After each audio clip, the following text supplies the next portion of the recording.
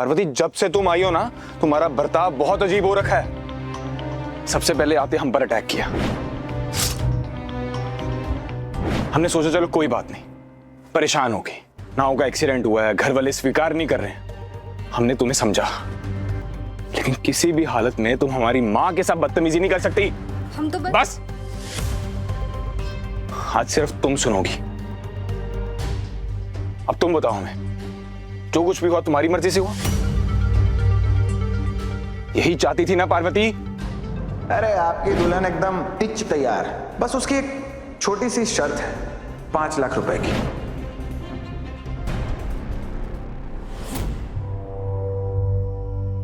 हमने कभी जबरदस्ती की तुम्हारे साथ? तुम खुद अपने पैरों पर चलकर मंडप तक आई थी, हम खींच कर नहीं लाए थे तुम्हें।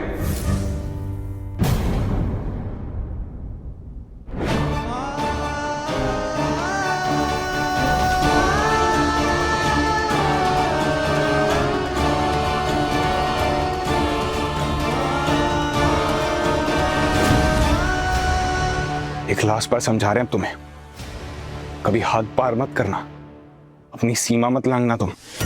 एक खरीदी हुई औरत की क्या जगह होती, जता दिया इस दानव ने। और अगर तुमने अपनी हद पार की ना, तो उसका अंजाम अच्छा नहीं होगा।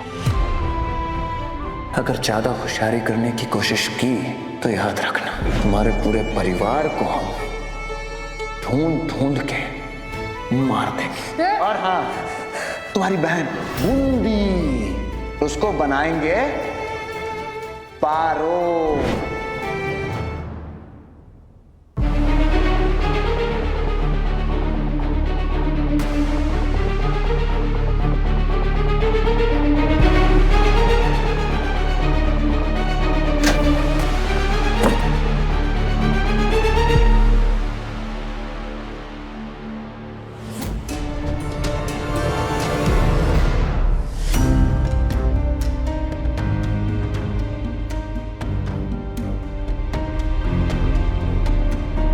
बहुत अच्छे तरीके से ध्यान रखना है तुम्हें अपने इस पति का।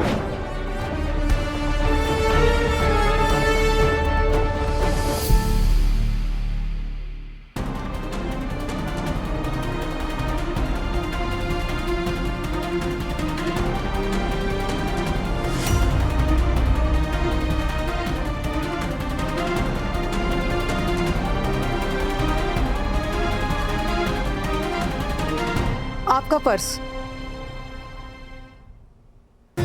खाने की मेज की कुर्सी पे था। थैंक यू काकी।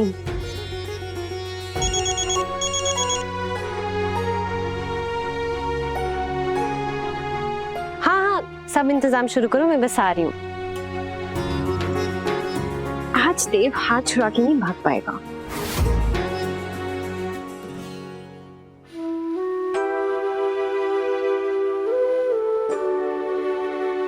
हम रो क्यों रहे? सही तो बोल रहे। हम अपनी मर्जी से इस दानव की गुफा में, फिर ये आंसू क्यों बहाना? हाँ, अपनी मर्जी से आए, पर इसका मतलब ये बिल्कुल भी नहीं है कि किसी गलत बात के सामने अपना सर झुका दें। अपना सम्मान खोया है, पर जबान नहीं खोई। हर गलत बात का मुंह तोड़ जवाब देंगे। तुम अंदर रूम में जाओ। तुम्हें बात समझ में नहीं आ रही हमारी? हमने इस लड़की को यहाँ से जाने के लिए कहा है, अंदर आने के लिए नहीं। माँ को तो इतना मानता है और उनकी बात नहीं मान रहा। क्यों नहीं छोड़कर आ जाता हमें हमारे घर वापस? कभी हाथ पार मत करना, अपनी सीमा मत लांघना तुम। और अगर तुमने अपनी हद पार की ना, तो उसका अंजाम अच्छा नहीं होगा। अपनी माँ का तो भक्त बना घूमता रहता है, और दूसरी ओर हमसे इस तरह से बात कर रहा था। तो फिर ये सब दिखावा है? आखिर चाहता क्या है ये? अपने बाबा को फोन लगाओ और उनसे कहो कि वो और बलराम इस मुसीबत को यहाँ से लेकर जाएं।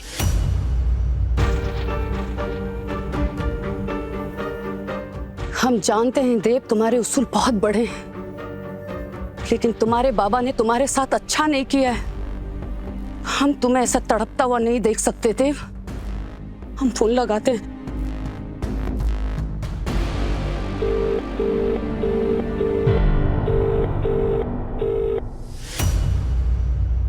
अंबिका, हम आपको बाद में फोन करते हैं, थोड़ी इमरजेंसी है। क्या इमरजेंसी है बाबा? अरे बेटा, बलराम चाचा की तबीयत थोड़ी खराब हो गई है। काका फिर से सीरियस हो गए क्या? और वो पार्वती भी बात करना चाहती थी उनसे। नहीं बेटा, पार्वती को मत बताना, बहुत चिंता में आ जाएगी। बलराम ने तो तुम्हें ही बताने से मना किया था बेटा। उनकी तबीयत ठीक हो जाएगी, मैं तुम्हें बता दूंगा।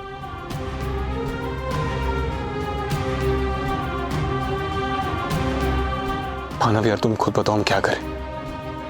ऐसी हालत में अगर पार्वती को वापस भेज दिया तो कहीं बलराम काका।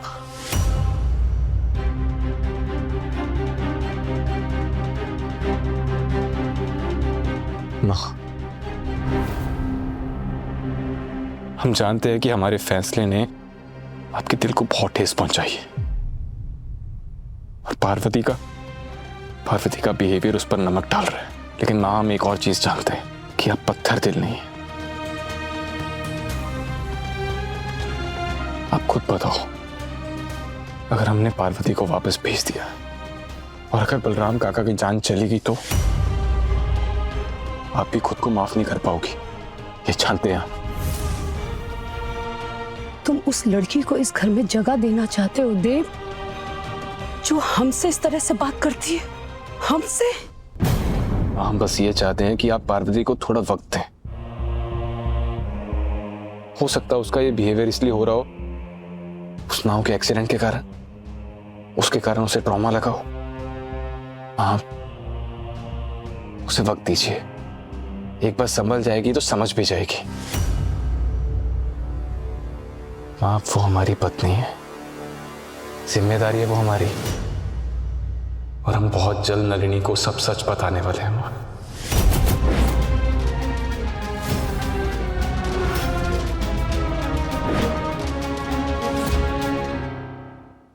मां, इस सब में हमें आपका सपोर्ट चाहिए, आपकी नाराजगी नहीं।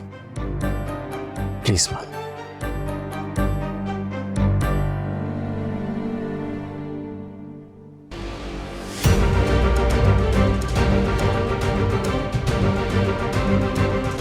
मासीमा, हमें लगता है कि हमें देव को थोड़ा वक्त और देना चाहिए।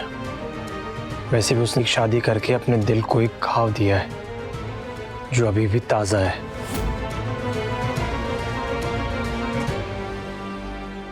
हमें अपनी औकात दिखा रहा था ये दाना। हाँ, हम गलत है क्योंकि हम बिके हैं, पर गलत वो भी तो है ना, उसने हमें खरीदा है।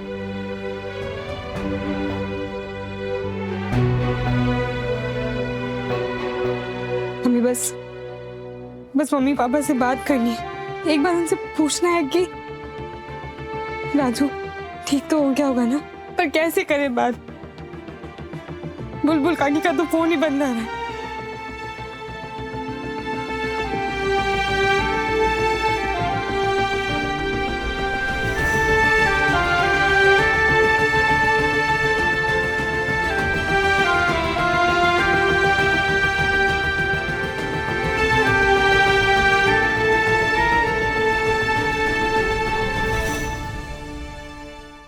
अपने पसंदीदा शो के फुल एपिसोड देखने के लिए अभी डाउनलोड करें दंगल प्ले ऐप।